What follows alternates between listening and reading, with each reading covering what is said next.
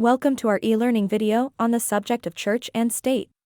The relationship between the church and the state, or a church and state, is a term used to describe the balance and separation of power between religious organizations and the government.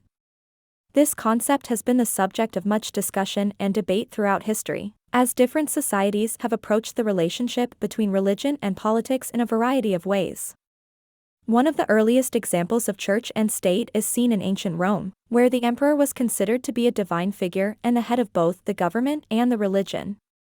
This idea of a divine right of kings, where the ruler's authority was seen as being granted by a higher power, would continue to influence political and religious thought throughout the Middle Ages and into modern times. In Europe during the Middle Ages, the Catholic Church played a dominant role in both religious and political life.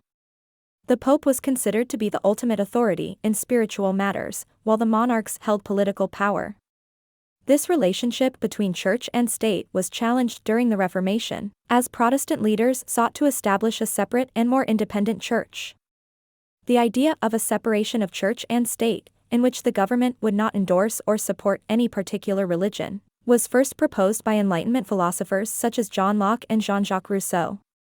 This idea was later enshrined in the First Amendment to the U.S. Constitution, which prohibits the government from establishing a religion or restricting the free exercise of religion.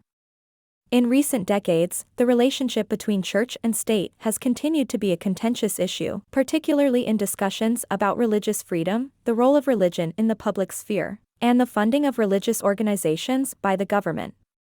In conclusion, the concept of church and state has evolved over time, reflecting the changing beliefs and values of different societies.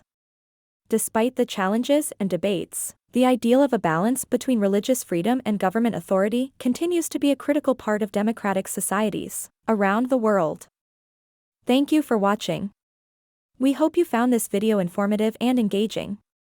If you did, please like the video and consider subscribing to our channel for more educational content like this.